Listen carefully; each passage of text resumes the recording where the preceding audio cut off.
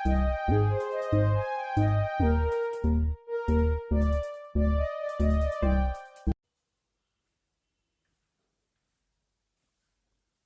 Everyone, once again very warm welcome in my video. आप सबका स्वागत है। I am Dhananjay from Dhananjay Classes Aligarh. जैसा कि आप सभी मेरे व्यूअर्स जानते हैं, आजकल मेरा डिस्कशन चल रहा है इलेक्ट्रोकेमिस्ट्री यानी वैद्युत रसायन को लेकर। और अपने पिछले वीडियोस में मैंने इस चैप्टर के रिगार्डिंग कई सारे आर्टिकल आपके साथ डिस्कस किए हैं। मैंने आपसे डिस्कशन किया है इलेक्ट्रोड्स के बारे में, टाइप्स ऑफ इलेक्ट्रोड्स के बारे में, सेल के बारे में, टाइप्स ऑफ सेल के बारे में, डेनियल सेल के बारे में, स्टैंडर्ड हाइड्रोजन इलेक्ट्रोड के बारे में। इन सब के बारे में मैंने अपने प्रीवियस वीडियोस में आपको डिस्कशन किया है और उम्मीद है जो मेरे रेगुलर व्यूअर्स हैं वो उन वीडियोस को देख चुके होंगे और शायद अब महसूस करते होंगे कि ये चैप्टर इतना भी टफ नहीं था जितना वो सोचते थे। और मेरा हर बार यही प्रयास रहता है कि आर्टिकल को आपके सामने इस प्रकार से प्रस्तुत करूं, इस प्रकार से डिस्क्राइब करूं कि आपको अपनी केमिस्ट्री इजी लगे। तो उसी क्रम में आज आपके साथ डिस्कशन करने जा रहा हूं डेनियल सेल में लगने वाले सॉल्ट ब्रिज के बारे में। यदि आप मेरे वीडियो नंबर 13 और 14 को देख चुके हैं तो आपको याद होगा मैंने आपसे कमिट किया था कि later on I will discuss what is salt bridge. तो my dear, this is the right time and the right video to define what is salt bridge. आज इस वीडियो के माध्यम से आपको लवण ब्रिज के बारे में ही जानकारी दूंगा। तो आइए मेरे साथ, जो मेरे रेगुलर व्यूअर्स हैं, उम्मीद है मेरे हर वीडियो को देख चुके हैं, और जो नए व्यूअर्स पहली बार मेरे इस वीडियो को देख रहे हैं, हो सकता है उन्हें मेरा ये वीडियो समझने में थोड़ी परेशानी आए, और उसके पीछे एक लौता रीजन होगा कि आपने मेरे इससे पुराने वाले वीडियोस नहीं देखे हैं। तो एक बार जरूर देख लीजिएगा इस वीडियो को देखने के बाद, तो आपको मेरी केमिस्ट्री, अपनी केमिस्ट्री स्मूथ लगेगी। तो आइए, आज का डिस्कशन रहेगा हमारा लवण ब्रिज को लेकर। और जो लोग इंग्लिश जानना चाहते हैं,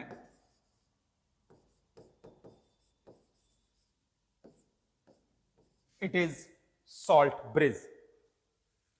जब मैंने आपको डेनियल सेल के बारे में डिस्क्राइब किया था, तब मैंने आपको याद हो जिंक इलेक्ट्रोड को जिंक सल्फेट सॉल्यूशन में डिप किया था, कॉपर इलेक्ट्रोड को कॉपर सल्फेट सॉल्यूशन में डिप किया था, और 2 हाफ सेल जनरेट किए थे। इन दोनों हाफ सेल को मैंने कनेक्ट किया था सॉल्ट ब्रिज से। तब आप में से मेरे कई सारे व्यूअर्स चाहते थे कि मैं उसी वीडियो के अंदर सॉल्ट ब्रिज डिफाइन करूं, लेकिन उस वीडियो में मैंने सॉल्ट ब्रिज के कंपैरिजन में डेनियल सेल को ज्यादा डिफाइन किया था। लेकिन आज उस जो आपकी एक वीकनेस है या जो आपकी जरूरत है, उसको इस वीडियो के माध्यम से पूरा कर रहा हूं। सॉल्ट ब्रिज, लवण ब्रिज होता क्या है? तो माय डियर्स, लवण ब्रिज सीखने के लिए सबसे पहले हमें यह जानना होगा कि लवण ब्रिज हमारे यहां 2 प्रकार के होते हैं। एक ग्लास सॉल्ट ब्रिज, एक पेपर सॉल्ट ब्रिज। अब आप कहेंगे sir paper salt bridge? Yes, it is not in your syllabus just now, so we are not going to discuss about paper salt bridge. Later on कभी discussion करने का मौका मिला तो जरूर आपके साथ एक वीडियो बनाऊंगा उसके लिए भी। लेकिन आज जिस स्टैंडर्ड को हम पढ़ रहे हैं, जिस स्टैंडर्ड में हम पढ़ रहे हैं, उसके लिए जो जरूरी है that is glass salt bridge. अब ये क्या होता है? ये एक एक्चुअली माय डियर्स कांच की यू आकार की नली होती है। बना लेते हैं।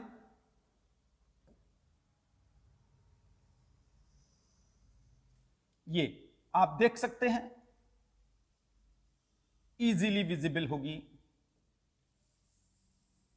डायग्राम को थोड़ा सा एनलार्ज करके बना रहा हूं जिससे आप सब तक इस डायग्राम की विजिबिलिटी एकदम क्लियर जाए।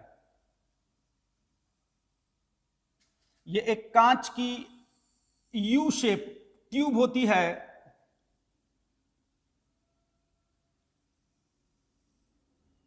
उम्मीद है विजिबल है। ठीक इसके अंदर हम क्या क्या भर देते हैं? KCl, generally KNO3 plus K2SO4। कई बार हम इसमें अमोनियम क्लोराइड जैसे सॉल्ट भी भर देते हैं। किसके साथ? या तो जिलेटिन के साथ या अगर के साथ मिलाकर। अब आप कहेंगे सर क्या क्या बोला? या तो आप यूज करेंगे इसमें अगर सॉल्यूशन, और यू विल यूज जिलेटिन।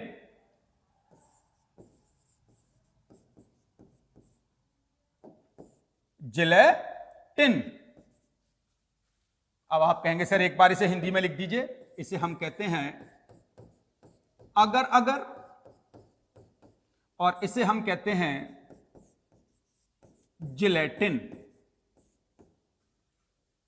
यानी कि सॉल्ट ब्रिज क्या होता है? ये कांच की यू शेप की नली होती है जिसमें हम ammonium chloride, potassium chloride, potassium nitrate, potassium sulphate जैसे इनर्ट सॉल्ट को, अक्रिय लवणों को या तो अगर में या जिलेटिन में घोलकर भर देते हैं, और इसके दोनों सिरों पर 2 कॉटन कॉर्क लगा देते हैं। अब आप कहेंगे सर ये कॉटन कॉर्क क्या होती है?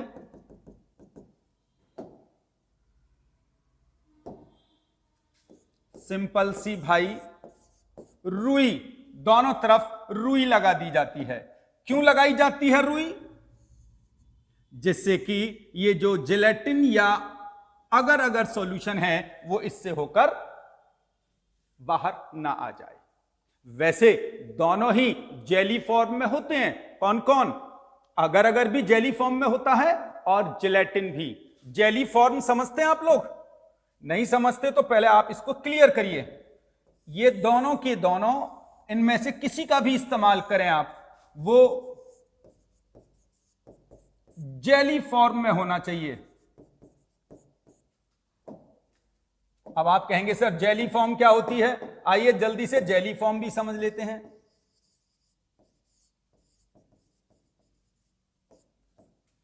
एक गाढ़ी सी पेस्ट या लेई जैसी पॉसिबिलिटी, एक लिक्विड, समझ में आता है। लेकिन अब कई सारे शब्द ऐसे हैं जिनसे आपको बड़ा तनाव आ गया है। सबसे पहला क्वेश्चन, सर ये जिलेटिन क्या होता है? तो my dear, gelatin a special kind of protein होता है। A special kind of protein, एक विशेष प्रकार की प्रोटीन जो या तो जानवरों की हड्डियों से या उनकी खाल से निकाला जाता है। ये एक प्रकार का कैलोजन होता है, एक प्रकार की प्रोटीन होती है। बच्चा, सर ये जानवरों से निकलती है। अब आपका सवाल, सर क्या हमने इसे कभी देखा है जिलेटिन? देखा ही नहीं है माय डियर, आप सब ने इसे खा रखा है। अब आप कहेंगे सर हमने खा भी रखा है, हमें पता भी नहीं। यस, ये सॉफ्ट कैप्सूल देखते हैं आप लोग, जब आप कभी डॉक्टर के पास जाते हैं दवाई के रूप में तो वो कैप्सूल देता है। 2 डिफरेंट कैप्स होती है, उसमें अंदर पाउडर सा भरा होता है। तो माय डियर, वो कैप्सूल मेडिसिन नहीं है। मेडिसिन तो उस कैप्सूल के अंदर है, और कैप्सूल जिस मटेरियल का बना है वो है जिलेटिन। अब आप कहेंगे सर ये जिलेटिन जानवरों की हड्डी और खाल से मिलता है। यस माय डियर, तो आप जितने भी अपने आप को शाकाहारी समझते हैं ना, सब मांसाहारी हैं। बस आप डिफरेंट फॉर्म में उसको यूज कर रहे हैं। अब आप कहेंगे तो सर क्या ये जिलेटिन हम इंसानों में नहीं मिलता? मिलता है, लेकिन उसका यूज हम अपने मेडिसिन के लिए नहीं करते। इंसानों की खाल और हड्डियों में भी मिलता है। एक्चुअली इस जिलेटिन का जो मेन रोल है ना, वो है हमारे जो फिब्रस प्रोटीन है। फिब्रस नहीं समझते? फाइब्रस, यानी जिनमें रेशे होते हैं, उन रेशों प्रोटीन को बनाने का काम। चलिए अब इस पर डिटेलिंग फिर कभी किसी और वीडियो में करेंगे। फिलहाल जिलेटिन क्या था ये हमने सीख लिया, और ये एक गाढ़ा जेली फॉर्म होता है। ठीक है। दूसरा, अब सर ये अगर क्या है?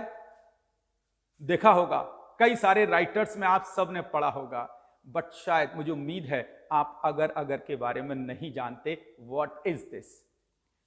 तो my dear, it is another a special kind of gelatin, यानी कि ये एक और विशेष प्रकार की प्रोटीन या पॉलीसेक्राइड्स कह सकते हैं आप इसे, जो हमें समुद्री शैवाल से मिलती है।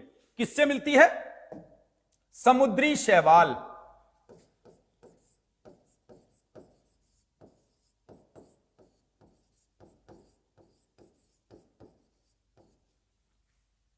अब जो मेरे सीबीएसई और आईसीएसई वाले स्टूडेंट्स हैं वो कहेंगे सर समुद्री शैवाल, सीवीड्स, सीवीड्स कहते हैं माय डियर इसे हम। तो जल्दी आइए सीवीड्स समझते हैं।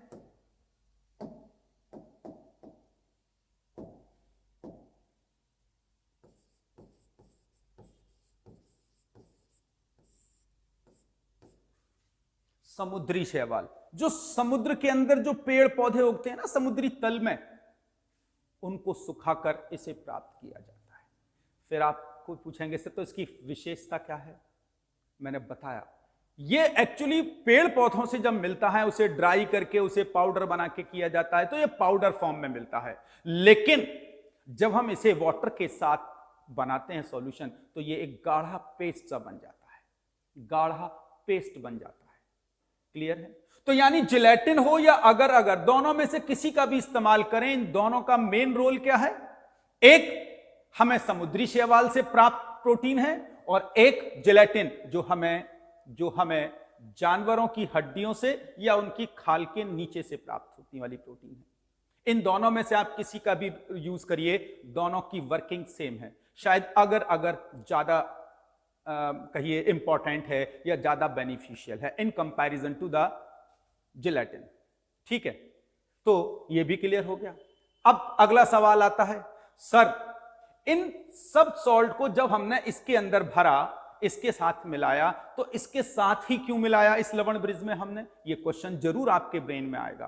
तो उसका सिंपल सा आंसर है, ये जो जिलेटिन और अगर अगर जो लिक्विड हमने इसके अंदर भरे हैं, ये जेल फॉर्म में होते हैं। ये दोनों अर्ध सेलों के इलेक्ट्रोलाइट्स को एक दूसरे के अंदर एंटर नहीं करने देते, क्योंकि ये इतना गाढ़ा होता है पेस्ट अगर अगर का और जिलेटिन का, कि ये कॉपर सल्फेट सॉल्यूशन से कॉपर सल्फेट को नहीं आने देगा जिंक सल्फेट की तरफ, और जिंक सल्फेट सॉल्यूशन को कॉपर सल्फेट में नहीं आने देगा। मेरी बात समझ में आती है? शायद नहीं। एक डायग्राम ले लेता हूं, जल्दी से आप मेरी बात को समझ पाएंगे। यदि आप लोगों ने मेरे साथ डेनियल सेल को पढ़ा था और नहीं पढ़ा है जिन व्यूअर्स ने, वो मेरे पिछले वीडियो में जाइए और देखिए, मैंने डेनियल सेल को पूरी कोशिश की थी आपको अच्छे से डिजाइन और डिफाइन करने की। तो just go and watch my video. I am taking another beaker, ये मैं डेनियल सेल को डिजाइन कर रहा हूं वापस एक बार आपके सामने, जिससे इसमें जो आपने सॉल्ट ब्रिज यूज किया है मैं उसको डिफाइन कर सकूं आपके लिए। यदि याद हो तो आपने और हमने इसके अंदर 2 इलेक्ट्रोड्स लगाए थे, दोनों इलेक्ट्रोड्स लगा लेते हैं। मुझे पहले सुनिएगा, मुझे पहले समझिएगा। आपकी केमिस्ट्री आसान करने के लिए जरूरी है कि पहले आप मुझे अच्छे से सुने।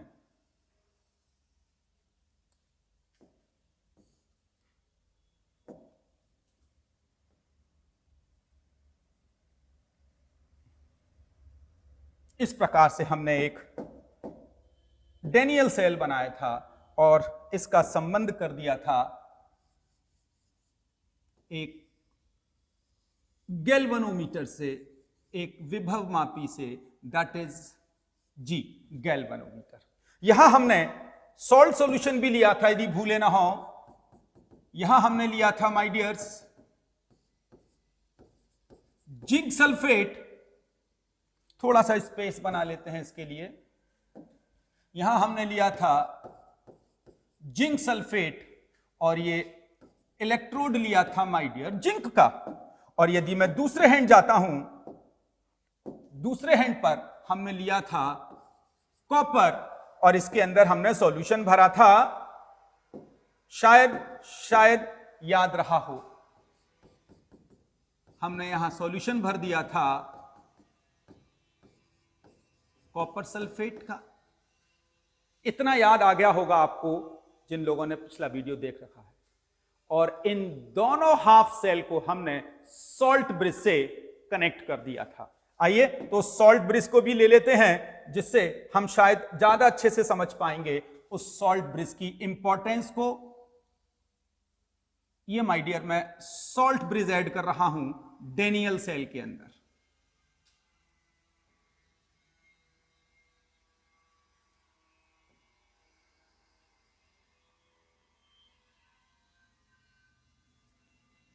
उम्मीद है आप सब महसूस कर पा रहे होंगे इस सॉल्ट ब्रिज को। ठीक माय डियर्स, ये वही सॉल्ट ब्रिज है जो मैंने यहां विजिबल कर रखा है, ये वही सॉल्ट ब्रिज है। अब सवाल ये आता है कि सर इस सॉल्ट ब्रिज ने ऐसा क्या किया जो इसकी इंपॉर्टेंस इस डेनियल सेल में इतनी ज्यादा है।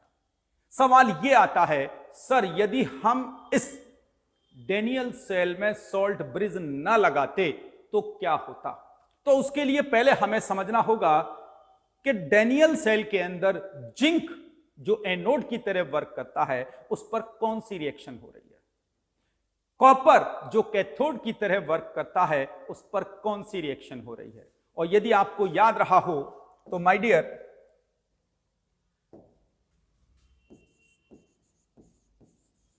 एनोड जो जिंक था उस पर रिएक्शन हो रही थी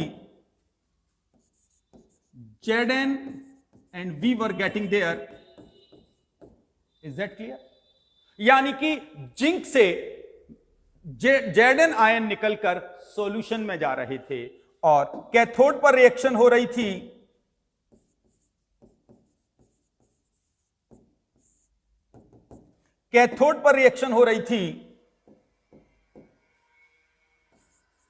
Cu+2 और 2 इलेक्ट्रॉन Cu। उम्मीद है याद आ गया होगा। तो ये दोनों रिएक्शन एनोड और कैथोड पर हो रही थी। यानी जिंक क्या कर रहा था, इसको हाईलाइट कर देता हूं, जल्दी समझ में आएगा। सॉल्यूशन को दे रहा था जिंक 2 आयन और कॉपर क्या कर रहा था, सॉल्यूशन से ले रहा था +2 आयन। ऐसा ही कुछ डेनियल सेल में हम लोगों ने एक साथ पढ़ा था। अब इमेजिन करते हैं, यदि जिंक के इलेक्ट्रोड पर Zn आयन सॉल्यूशन में जाते रहते, Zn आयन सॉल्यूशन में जाते रहते तो क्या होता। जिंक आयन पूरे के पूरे जिंक इलेक्ट्रोड को घेर लेते। क्यों? क्योंकि जब जिंक आयन यहां गए तो इस जिंक आयन पर कैसा आवेश रह गया, नेगेटिव आवेश, और इसके चारों ओर क्या हो जाता, पॉजिटिव चार्ज। बात समझ में आ रही है, नहीं आ रही? क्लियर है ना? सिमिलरली यदि हम कॉपर पर देखें, कॉपर क्या हो रहा है, कॉपर सॉल्यूशन से कॉपर आयन इस पर आ रहे हैं तो इस पर कैसा चार्ज आ रहा है, इस पर पॉजिटिव चार्ज आ रहा है, पॉजिटिव चार्ज। क्यों? क्योंकि कॉपर आयन सॉल्यूशन से इलेक्ट्रोड पर आ रहे हैं तो सॉल्यूशन में कौन से रह जाएंगे, सल्फेट आयन। यानी कि अब इस इलेक्ट्रोड के चारों ओर कौन से आयन रह जाएंगे, सल्फेट आयन। मेरी बात क्लियर है? तो इस प्रकार जो हमारा जिंक इलेक्ट्रोड है उस इलेक्ट्रोड के चारों ओर धन आयन यानी जिंक आयन आ जाएंगे और उन जिंक इलेक्ट्रोड पर क्योंकि ऋण इलेक्ट्रॉन रह गए हैं, क्योंकि जिंक आयन तो सॉल्यूशन में आ गए तो इलेक्ट्रॉन रह गए और दोनों अपोजिट चार्जेस हैं तो जिंक के इलेक्ट्रोड पर इलेक्ट्रॉन्स रह गए और उसके चारों ओर जिंक आयन आ गए। इस प्रकार ये एक क्रिया रुक जाएगी। रुक क्यों जाएगी? क्योंकि इलेक्ट्रोड नेगेटिवली इलेक्ट्रॉन्स रखता है और solution zinc ion positively charge और इलेक्ट्रोड नेगेटिवली चार्ज। क्रिया रुक गई। अब इधर आते हैं, कॉपर सल्फेट पे देखते हैं, सॉल्यूशन से कॉपर आयन इलेक्ट्रोड पर आ रहे हैं तो इस इलेक्ट्रोड पर क्या होगा, पॉजिटिव चार्ज आने लगेगा। क्यों आएगा? क्योंकि कॉपर आयन +2 चार्ज रखते हैं, तो इस इलेक्ट्रोड पर पॉजिटिव आयन आने लगेंगे। और जो अपोजिट चार्ज सॉल्यूशन में रह गया वो क्या है? सल्फेट। सल्फेट क्यों? क्योंकि कॉपर सल्फेट में से सल्फेट रह गया है। अब ये सल्फेट क्या करेगा? क्योंकि इलेक्ट्रोड पर पॉजिटिव चार्ज आ गया है, तो ये सल्फेट इस पॉजिटिव चार्ज के चारों ओर अपोजिट चार्जेस होने के कारण कलेक्ट हो जाएंगे। और एक समय ऐसा आएगा कि ये नेगेटिव आयन इस कॉपर इलेक्ट्रोड को घेर लेंगे और पॉजिटिव आयन इस जिंक इलेक्ट्रोड को घेर लेंगे, और ये प्रोसेस धीरे धीरे करके बंद हो जाएगी। बंद क्यों हो जाएगी? क्योंकि the density of zinc ion will increase in zinc sulphate solution, while the density of copper ion will decrease in the copper sulfate solution। इस प्रकार इस सेल में विद्युत का प्रवाह बंद हो जाएगा। क्यों? क्योंकि अपोजिट चार्ज एक दूसरे को अट्रैक्ट करे रखेंगे और इलेक्ट्रॉन का फ्लो नहीं होने देंगे। भाई, जब जिंक आयन ने सारे इलेक्ट्रॉन को विपरीत आवेशित होने के कारण अपने साथ फोर्स ऑफ अट्रैक्शन से जोड़ लिया, तो फिर ये इलेक्ट्रॉन परपथ में कैसे जाएंगे? और जब परपथ में आगे जाएंगे ही नहीं तो फ्लो ऑफ इलेक्ट्रॉन नहीं होगा, और जब फ्लो ऑफ इलेक्ट्रॉन नहीं होगा तो इलेक्ट्रिसिटी पास नहीं होगी माय डियर। अब सवाल आता है, फिर सर क्या किया जाए? तो लवण ब्रिज यही काम करता है। अब आते हैं, अब हमने क्या किया? इन दोनों अर्धसेल के बीच ये लवण ब्रिज लगा दिया, और ये लवण ब्रिज मैंने आपको यहां दिखाया था कि उसमें हमने कांच की एक यू शेप की नली ली है, उसके अंदर अगर या जिलेटिन के घोल में पोटेशियम क्लोराइड का एक संतृप्त विलयन बनाकर भर दिया है। अब जब हमने इसमें पोटेशियम क्लोराइड का, बच्चा सर इन सबका भरना है या किसी एक का? कोई सा एक ले लीजिए, अमोनियम क्लोराइड ले लीजिए, पोटेशियम क्लोराइड ले लीजिए, कोई सा एक भर दीजिए। सपोज हमने इसमें पोटेशियम क्लोराइड का सॉल्यूशन भर रखा है, सॉरी पोटेशियम क्लोराइड का KCl। Is that clear? अब KCl क्या करेगा? जैसे ही इस पर धन आवेश की डेंसिटी बढ़ गई और यहां ऋण आयन की डेंसिटी बढ़ गई, या कहिए पॉजिटिव की डेंसिटी यानी कॉपर आयन की डेंसिटी कम हो गई, तो जब इलेक्ट्रिसिटी बहना बंद हो गई, पास होना बंद हो गई, तब तुरंत पोटेशियम क्लोराइड आयोनाइज हो जाएगा पोटेशियम में और Cl में।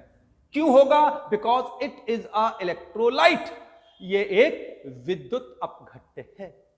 तो ये पोटेशियम आयन तुरंत इस डायरेक्शन में मूव करना शुरू कर देंगे, और जो क्लोरीन आयन है वो इस डायरेक्शन में मूव करना शुरू कर देंगे। क्यों करेंगे? क्योंकि यहां पर इस इलेक्ट्रोड पर जिंक आयन की डेंसिटी बड़ी है और जिंक आयन पॉजिटिवली चार्ज हैं। तो जैसे ही इस लवण ब्रिज से होकर क्लोराइड आयन जिंक के नजदीक आएंगे, तो तुरंत जो जिंक इलेक्ट्रोड के ऊपर डेंसिटी बढ़ा रहा था वो तुरंत जिंक नेगेटिव क्लोराइड आयन के साथ रिएक्ट कर लेगा, और विलयन में जो विद्युत उदासीनता थी अब बनने लगेगी। क्यों बनने लगेगी? क्योंकि यहां पर धन आयनों की डेंसिटी बढ़ रही थी, यहां ऋण आयनों की डेंसिटी बढ़ रही थी, लेकिन जैसे ही इन नेगेटिव आयन सॉल्यूशन में आए, उन्होंने तुरंत जिंक से रिएक्ट कर लिया, और इस इलेक्ट्रोड पर जो धन आयन की डेंसिटी बढ़ रही थी वो कम हो गई। और दूसरी तरफ जाते हैं, यहां सल्फेट आयन चारों तरफ से इस इलेक्ट्रोड को घेरे हुए थे, तो ये तुरंत सल्फेट आयन इस पोटेशियम आयन से संयोग कर लेते हैं पोटेशियम से, और जो इलेक्ट्रोड के चारों ओर सल्फेट आयन की डेंसिटी बढ़ रही थी अब वो कम होने लगेगी, क्योंकि ये सल्फेट अब पोटेशियम से रिएक्ट करके पोटेशियम सल्फेट बना लेंगे। इस प्रकार जो विद्युत उदासीनता थी अब विलयन में वापस सेट होने लगेगी, आने लगेगी। यानी कि अब सर्किट में क्या हुआ? जब पोटेशियम आयन इधर आए और क्लोरीन आयन इधर आए, तो इस प्रकार ये सर्किट हमारा अब पूरा हो गया। यानी कि अब यहां से जब जिंक ने इलेक्ट्रॉन डोनेट किए तो ये इलेक्ट्रॉन इस डायरेक्शन में मूव करेंगे और इधर आएंगे, यहां पर क्लियर है मेरी बात? और यहां पर ये कॉपर आयन के साथ ऐड करके इसे कॉपर बना लेंगे, और जब सल्फेट आयन की डेंसिटी बढ़ेगी तो यहां से तुरंत पोटेशियम आयन इस सल्फेट को आकर न्यूट्रल करेंगे, और ये क्लोरीन आयन इस जिंक को न्यूट्रल करेंगे, और हमारा सर्किट कंप्लीट हो जाएगा। इस प्रकार लवण ब्रिज ने क्या काम किया? दोनों अर्ध सेलों की विद्युत उदासीनता को बनाए रखा। विद्युत उदासीनता का मतलब इलेक्ट्रिकल न्यूट्रलिटी।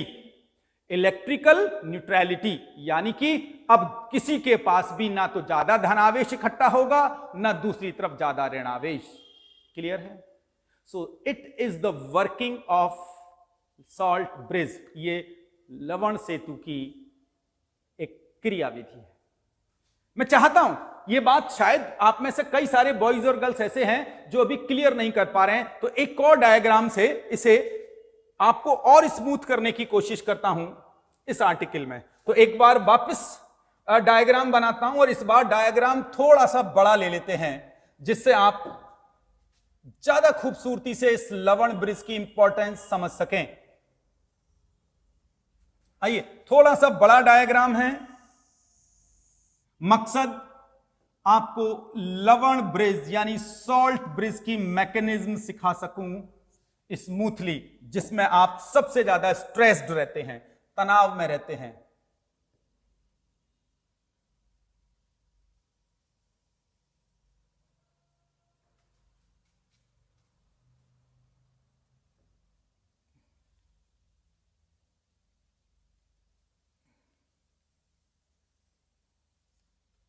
आइए, इस डायग्राम से जो आपके ब्रेन में कई सारे क्वेश्चंस डेवलप हो रहे हैं, कोशिश करूंगा वो इस डायग्राम से बिल्कुल न्यूट्रलाइज हो जाएं, या कहूं समाप्त हो जाएं।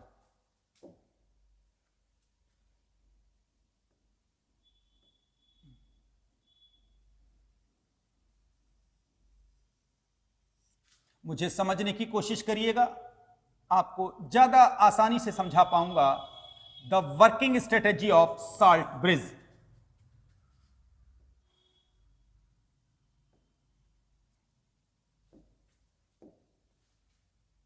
उम्मीद है आप जानते हैं कौन सा इलेक्ट्रोड है, क्योंकि इस डायग्राम को हमने समझ तो लिया है, बस अब थोड़ा सा और डेप्थ में जाने की कोशिश कर रहे हैं by this figure.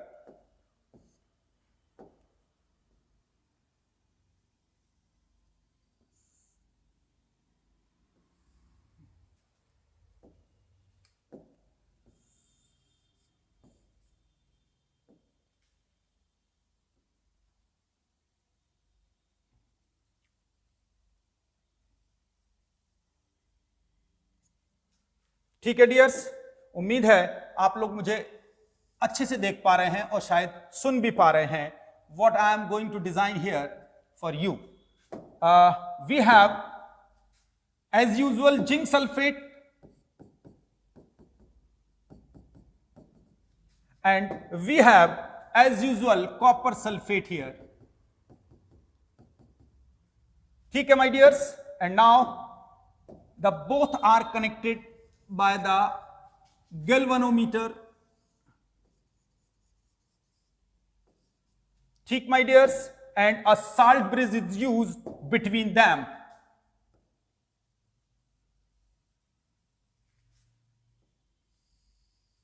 and try to understand what I want to explain for you।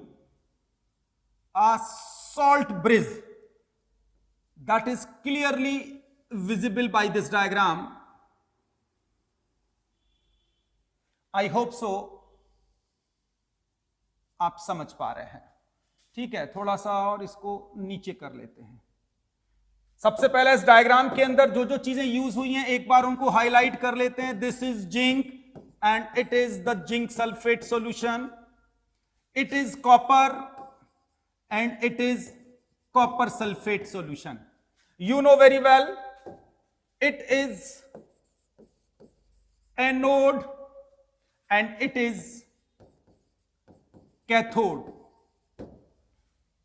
यहां तक सब कुछ जानते हैं। और इसमें हमने क्या भरा था, यदि भूले ना हो तो हमने भरा था इसमें KCl। विद आइदर जिलेटिन और अगर अगर।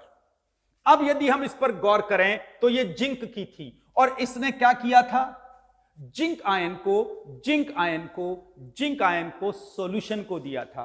तो तय मानिएगा ये जिंक आयन कहां कलेक्ट हो जाएंगे, ये जिंक आयन यहां कलेक्ट हो जाएंगे माय डियर। समझने की कोशिश करिएगा इस इलेक्ट्रोड के चारों तरफ।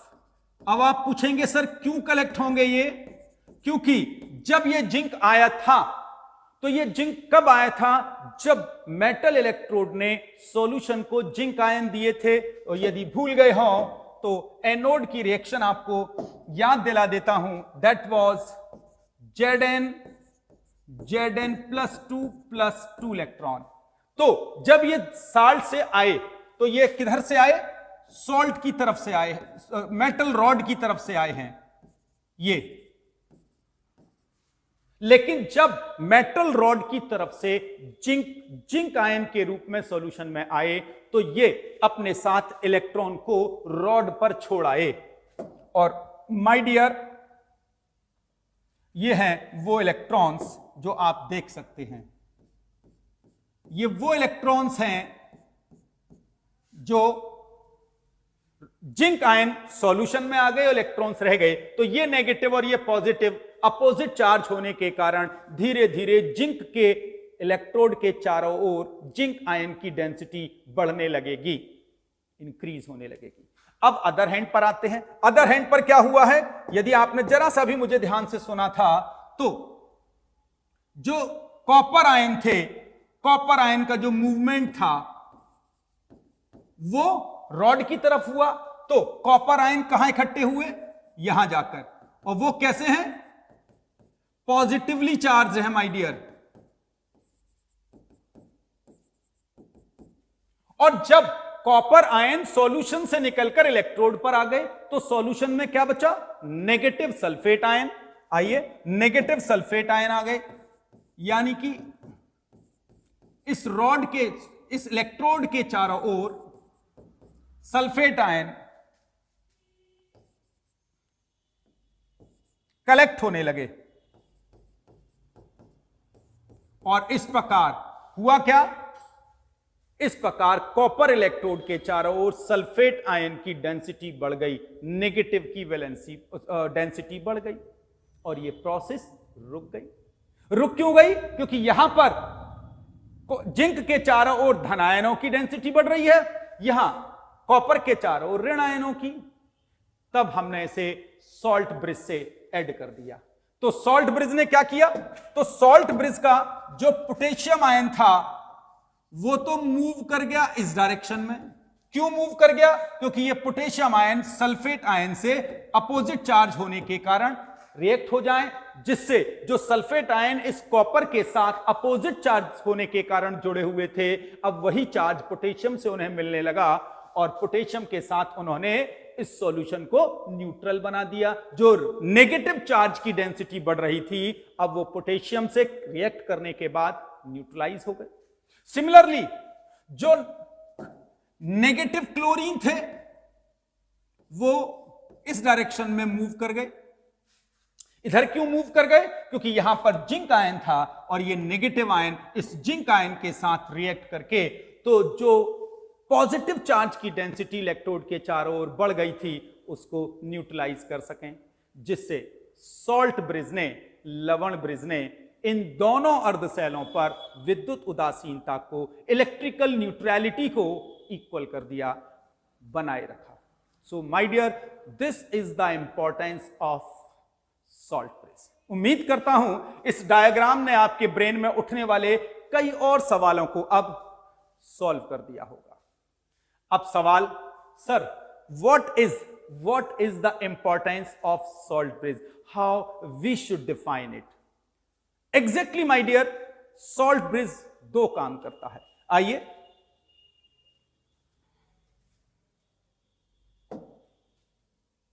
हम बात करेंगे अब लवण ब्रिज की उपयोगिता। क्या है माय डियर इसकी? द फर्स्ट, यदि आप गौर से देखें तो जब हम उस डायग्राम पर वापस लौटते हैं जिसको डिजाइन कर रहे थे, यहां पर जो इलेक्ट्रॉन है उनका मूवमेंट ये होता है इलेक्ट्रॉन का, क्लियर है? लेकिन यहां देखें, यहां पर क्लोराइड आयन इधर मूव कर रहे हैं, यानी कि सर्किट से यूं होते हुए इलेक्ट्रॉन, क्योंकि क्लोराइड आयन नेगेटिव चार्ज है, इस प्रकार ये परपथ को पूर्ण कर देता है। कौन? लवण ब्रिज। भाई बाह्य परपथ को तो गैल्वेनोमीटर से होकर पूरा कर लेते हैं, लेकिन जो इनर सर्किट है उसमें ये लवण ब्रिज, तो हमारी पहली इंपॉर्टेंस क्या हो गई इसकी? यह है सेल के परिपथ को पूर्ण करता है। ठीक माय डियर? नंबर दो क्या करता है? यह है दोनों अर्ध सेलों की विद्युत उदासीनता को बनाए रखता है, यानी इलेक्ट्रिकल न्यूट्रलिटी को बनाए रखता है। और तीसरा जो बड़ा इंपॉर्टेंट है, यह है सेल में विभव को शीघ्रता से गिरने पर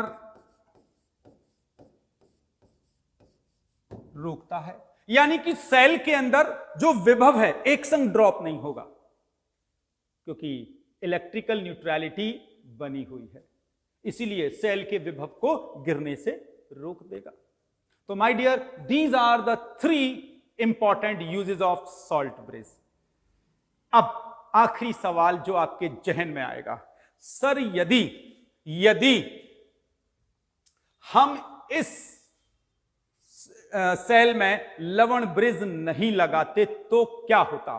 तो माय डियर, यदि हम इस सेल में लवण ब्रिज नहीं लगाते तो यहां पर पॉजिटिव आयनों की डेंसिटी बढ़ जाती और प्रोसेस रुक जाती, यहां पर नेगेटिव आयनों की डेंसिटी बढ़ जाती और ये प्रोसेस भी रुक जाती, यानी कि वह परपथ में इलेक्ट्रॉन का प्रवाह नहीं हो पाता, क्योंकि दोनों विपरीत आवेश एक दूसरे को अट्रैक्ट किए रहते और इलेक्ट्रॉन को एक पोजीशन से दूसरी पोजीशन पर मूव नहीं करने देते। और जब इलेक्ट्रॉनों का प्रवाह ही नहीं होगा तो आप समझ सकते हैं विद्युत धारा प्रवाहित नहीं होगी, इलेक्ट्रिसिटी फ्लो नहीं होगी। और यदि किसी सेल से इलेक्ट्रिसिटी नहीं मिल रही तो फिर उस सेल की इंपॉर्टेंस ना के बराबर है। तो यदि डैनियल सेल में लवण ब्रिज हटा दिया जाए तो डैनियल सेल के अंदर आप विद्युत प्रवाहित नहीं कर पाएंगे और इससे विद्युत ऊर्जा प्राप्त नहीं कर पाएंगे। तो उम्मीद करता हूं माय डियर, लवण ब्रिज के अंदर जितनी भी आपकी जिज्ञासाएं थी मैंने पूरी करी है।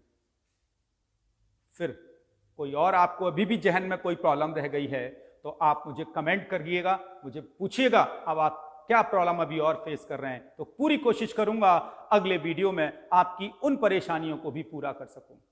तो अपनी वाणी को यहीं विराम दूंगा, फिर नेक्स्ट टाइम एक नए वीडियो को एक नए लेक्चर के साथ आपको लिए दूंगा। तब तक के लिए नमस्कार। Thank you very much for seeing this video.